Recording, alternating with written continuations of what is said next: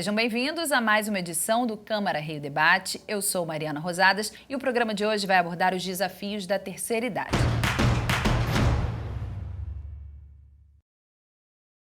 Quem vai conversar sobre esse assunto com a gente é a Annelise Fonseca, médica, presidente da Sociedade Brasileira de Geriatria e Gerontologia Regional Rio, a Heloísa Gonçalves Ferreira, psicóloga, coordenadora do Grupo de Estudos, Pesquisa sobre Envelhecimento da UERJ, e a pedagoga Marisa Baumbar, analista comportamental. Obrigada pela presença, pela participação, gente. Nós preparamos uma introdução sobre esse assunto, vamos assistir. Falar de idosos é abordar um público que aumenta a cada ano no país. Em 2019, segundo o Instituto Brasileiro de Geografia e Estatística, o IBGE, existiam no Brasil 32.900.000 pessoas na terceira idade. Em 2060, a expectativa é de que este número chegue a mais de 58 milhões, superando 25% da população brasileira. No primeiro teste nacional do Censo Demográfico 2022, realizado entre novembro do ano passado e fevereiro deste ano, em 27 unidades da federação, foi confirmado que há mais mulheres do que homens no nosso povo. Dependendo da região, 1 em cada 4 habitantes tem mais de 60 anos. A quantidade de idosos cresceu em todos os estados, mas principalmente aqui no Rio de Janeiro. Este aumento numérico segue uma tendência percebida em diversos lugares do mundo e deve ser acompanhado de políticas públicas destinadas à faixa etária. Doutora Annelise, a população brasileira está cada vez mais alcançando o marco da terceira idade, que é a partir dos 60 anos. Mas as pessoas se enxergam como idosas? Quer dizer, elas têm mais cuidados com a saúde, conscientes de que estão numa fase da vida que impõe limitações ou não? Mariana, essa pergunta é fantástica, porque eu moro em Copacabana, então eu moro no Celeiro, né, onde tem o maior número de idosos aqui na cidade do Rio de Janeiro, e é impressionante a dificuldade dessa pessoa idosa se reconhecer como tal. No consultório da geriatria, há mais de 15 anos, a gente vê a dificuldade, né, das pessoas entenderem a importância de uma busca precoce para um diagnóstico, para uma prevenção, porque o geriatra é aquele médico especialista numa população que envelhece e vai olhar com um cuidado especial nas doenças do envelhecimento. Então, a gente percebe, sim, que ainda há uma dificuldade de compreender esse processo, que é um ciclo vital, isso acontece com todos, de uma população específica, e que, a cada ano, aumenta em seu número e que precisa, sim, de alguma forma, ser assumida no seu lado pessoal, para depois a gente buscar até soluções e trabalhar essa discussão dessa temática tão importante. Então, eu acho que a primeira coisa é a gente reconhecer esse ciclo, né? A senescência, que é um envelhecimento normal, isso acontece com qualquer ser vivo, e a partir daí a gente não só se responsabilizar por essa fase, através de hábitos, através de medidas de prevenção, buscando sim o seu médico ou o seu apoio em relação ao autocuidado e às prevenções em relação às doenças do envelhecimento, e com isso, quem sabe, trabalhar em cima de exemplos, né, do nosso lado. Então, sim, é necessário que a gente encare isso de uma forma mais madura até. E com mais naturalidade, Com mais naturalidade, sem dúvida nenhuma. Professora Heloísa, a nossa sociedade ainda enxerga o idoso como se fosse uma entidade, como se fosse um grupo homogêneo, mas os estudos dão conta de que não é exatamente assim. Queria que você traçasse um perfil do idoso brasileiro, especificamente do idoso carioca. Bom, a velhice é uma fase extremamente heterogênea, né? Você tem pessoas que vão envelhecer com uma boa qualidade de vida, vão desfrutar desse tempo para projetos pessoais, para viagens, para cuidado de netos. E você tem também pessoas idosas com menos oportunidades de acesso a serviços de saúde, morando em lugares de baixa vulnerabilidade social, e tendo muita dificuldade para manter renda, tendo que trabalhar ainda de forma precária. Então, a velhice, ela é uma etapa extremamente heterogênea. E as pessoas tendem a olhar para essa etapa ou de uma forma muito romantizada, como a melhor idade, a terceira idade, como se não fosse uma etapa que envolvesse perdas e adaptações, né? Ou então como uma forma de declínio completo. Então, assim, não é nem uma coisa e nem outra. Você precisa olhar para as condições que aquela pessoa tem de envelhecer, que você vai buscar isso desde quando ela era bastante jovem, porque as escolhas que as pessoas fazem desde muito novas, os contextos aos quais elas estão estabelecidas, as oportunidades, os recursos que elas têm contato, tudo isso vai determinar trajetórias de envelhecimento e desfechos muito distintos. Aqui no Rio de Janeiro, especificamente, a gente tem uma desigualdade social muito grande, né? Existem bairros e territórios com grande vulnerabilidade social, né? Ao mesmo tempo que você também tem outros bairros e territórios em que as pessoas têm muito mais acesso a recursos, a bens financeiros, a bens relacionados à saúde. Então, a gente vê uma diversidade muito grande. E o que a gente precisa tomar cuidado são com as crenças etaristas, que colocam ali a pessoa idosa numa caixinha só, de forma homogênea, como você mesma trouxe, sem considerar questões contextuais, do espaço onde ela está, dos recursos que ela tem acesso, das relações que ela estabeleceu, porque tudo isso influencia, né? O envelhecimento, ele é influenciado por questões biológicas, fisiológicas, psicológicas, sociais, culturais, históricas. Então, isso resulta numa diversidade de trajetórias e desfechos. Marisa, há uma expectativa muito grande pelo censo de 2022 que vai atualizar esses dados sobre a quantidade, também o estilo de vida dos idosos cariocas. De que maneira as estatísticas elas auxiliam tanto na criação quanto na aplicação de políticas públicas voltadas especificamente para esse segmento social? Sim, estamos, né, com os dados muito desatualizados, né, já há bastante tempo. E a gente está vendo um movimento, né, uma crescente na quantidade de pessoas, né, com mais de 60 anos. E as questões mais difíceis de serem tratadas, né, de serem atualizadas para eles. Então, as estatísticas elas são fundamentais para que a gente volte a pensar. E um desses momentos é estar debatendo realmente, trazendo esse assunto para a população em si, né, para que desperte esse olhar e essa necessidade. Então, a gente começa por essas questões. Quando a gente tem isso muito claro em termos de números, né, isso fica muito mais fácil de se pensar, de se olhar e de se criar essas condições, né, públicas que hoje faltam, né, e a gente sente falta na pele, a gente sente falta dessas questões todas que envolvem, né, principalmente aqui no Rio de Janeiro, como a gente já percebeu, né, que tem uma crescente nessa quantidade de população com essas características, né, de 60 a mais. Pois é, sobre o Rio de Janeiro especificamente, ainda em 2020 já havia aqui na capital do estado mais indivíduos de terceira idade do que crianças e jovens até 19 anos. Isso é uma mudança significativa e que é perceptível na rua, no transporte público, nos consultórios. Sim, perceptível. Eu lembro, eu me mudei recentemente, mas fiquei 10 anos num apartamento em Copacabana que tinha muito mais idosos e cães do que crianças. Isso eu comentava com meu pai de uma forma assim, pai, olha só que interessante. E a gente vê isso claramente, um pouquinho de observação para parar, né, e observar. E aí você vê o despreparo que é a nossa sociedade de infraestrutura, né, e desculpa eu insistir em Copacabana, porque acaba sendo o meu exemplo, de ruas esburacadas, de quedas. Uma das principais questões na área do envelhecimento é a queda. Porque vem a fratura e aí a gente fala de desfecho, então a gente vem falando de mortalidade, a gente fala das internações. Então, imagina nesses 2 últimos anos os idosos em casa, no confinamento, então uma perda, um declínio funcional muito grande é quando sai.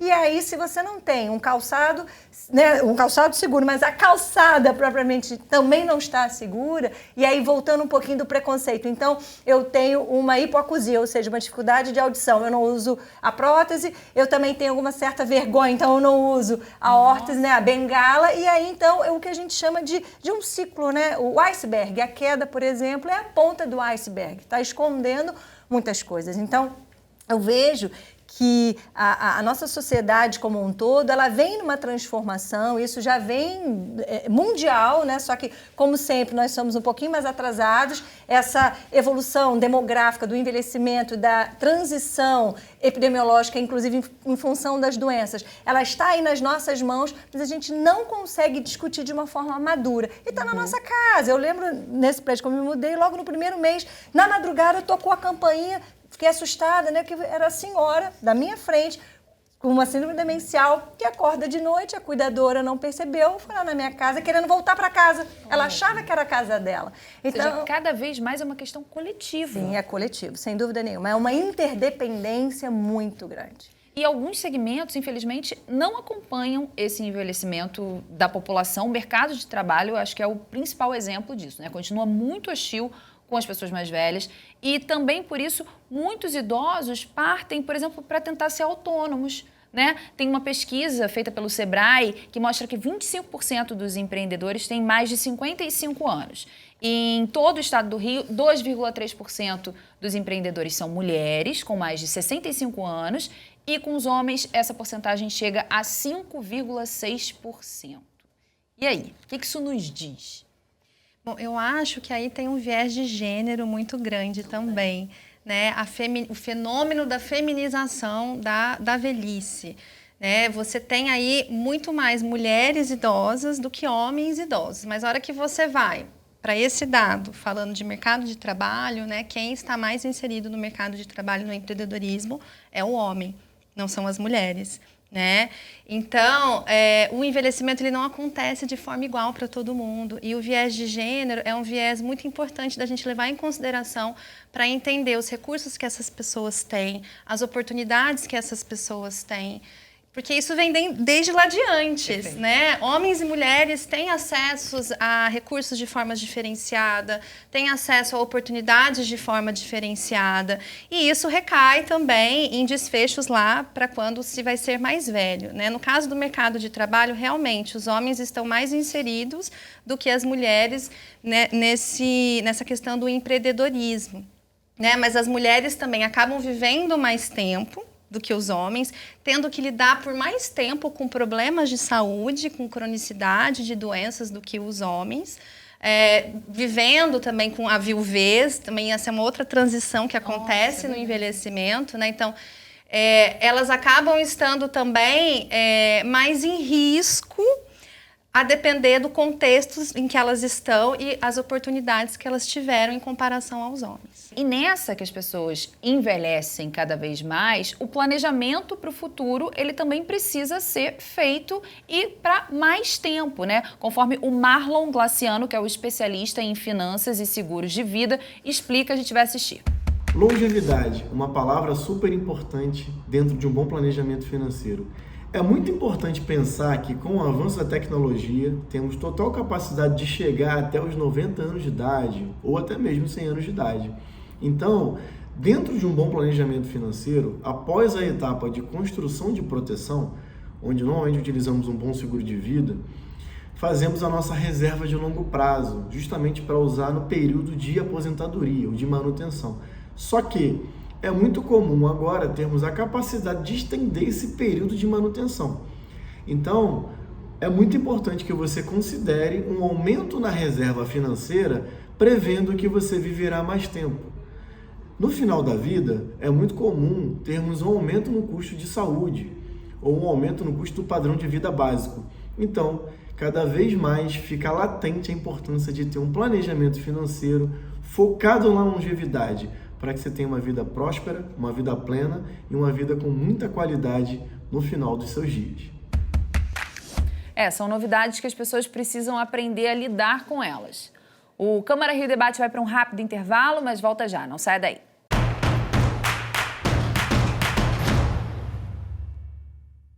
O Câmara Rio Debate está de volta, hoje abordando os desafios da terceira idade, população que cresce no Brasil. Vamos ver alguns dados sobre isso.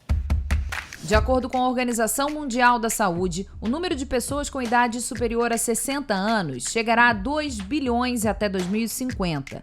Isso vai representar 1/5 da população mundial.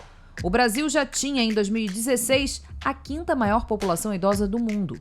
Em 2030, a quantidade de idosos vai ultrapassar o total de crianças entre 0 e 14 anos. Em 2021, naquele que era para ser o primeiro de uma sequência de 10 anos em que se promoveria um conjunto de ações para melhorar a qualidade de vida das pessoas idosas, a década do envelhecimento saudável estabelecida pela OMS, havia em curso uma pandemia que atingiu em cheio as populações mais velhas e matou milhões de idosos em todo o mundo. No Brasil, de acordo com a Fiocruz, em 2020, quando ainda não havia vacina disponível no país, 75% dos óbitos por Covid-19 foram de pessoas acima de 60 anos. Como todos os indicadores sociais, a população idosa não escapou das consequências da pandemia, né? Claro que não.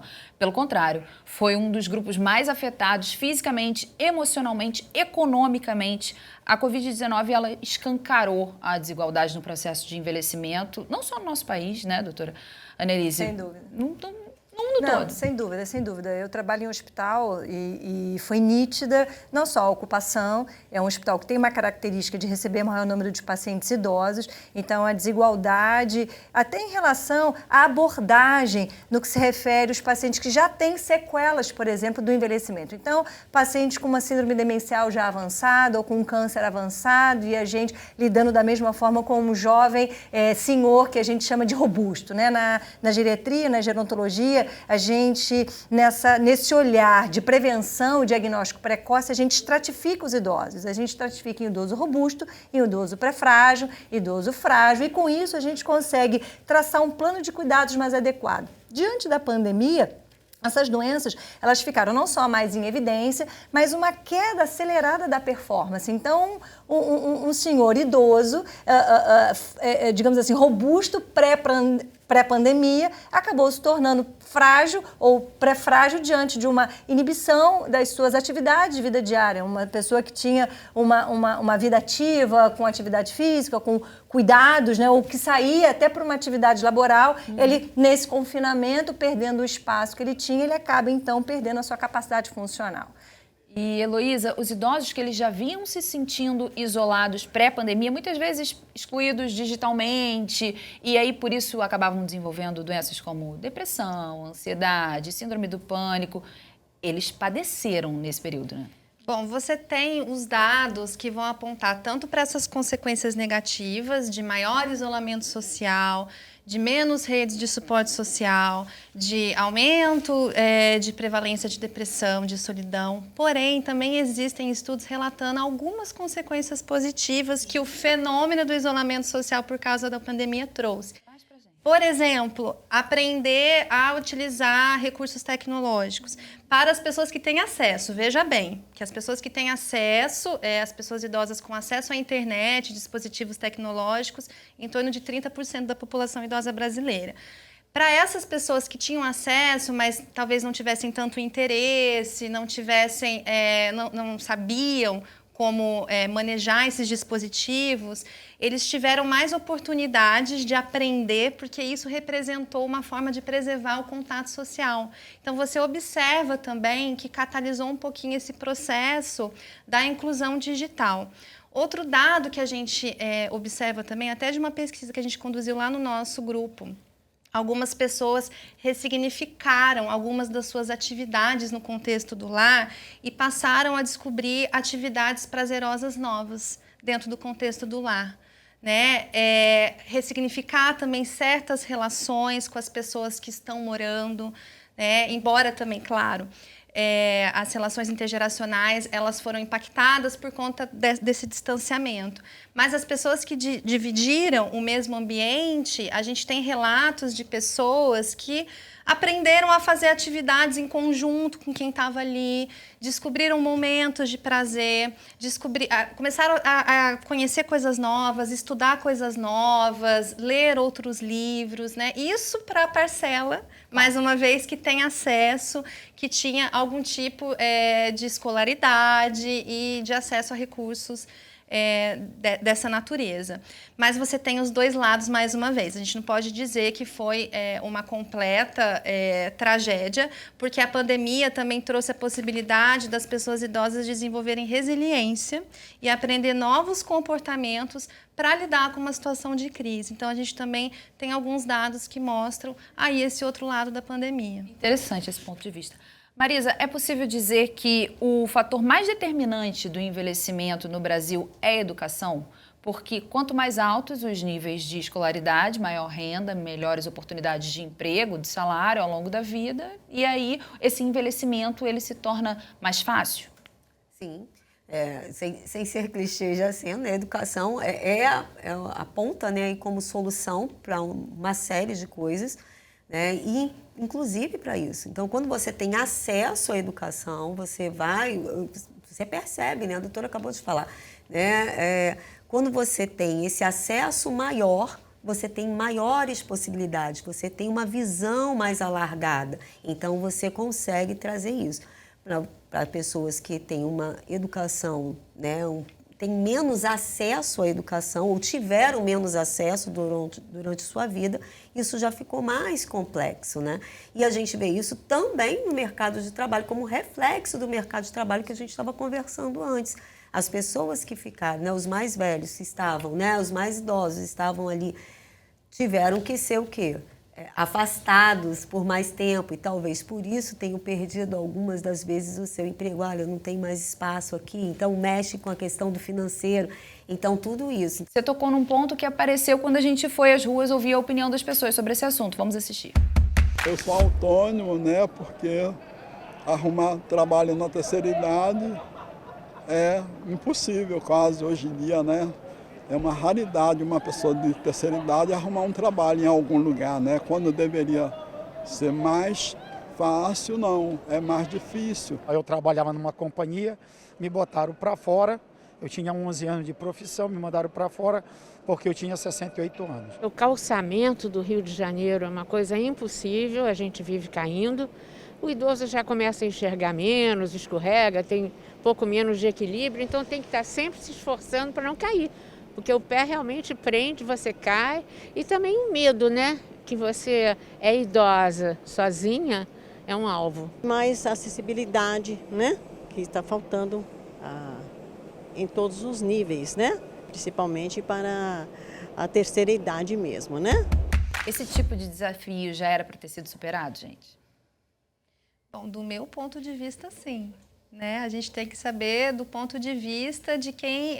de políticas sociais, das pessoas que estão no poder, se há interesse para isso. Né? Eu imagino que nós aqui, no nosso contexto de trabalho, a gente faz tudo que está no nosso controle para tentar melhorar a vida das pessoas mais velhas, né?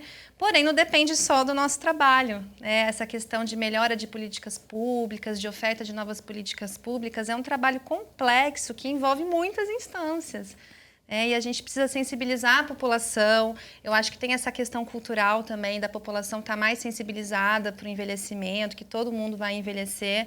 Mas a gente também precisa garantir que mais investimentos sejam dispensados para essa parcela da população, para qualidade de vida, para bem-estar, para saúde.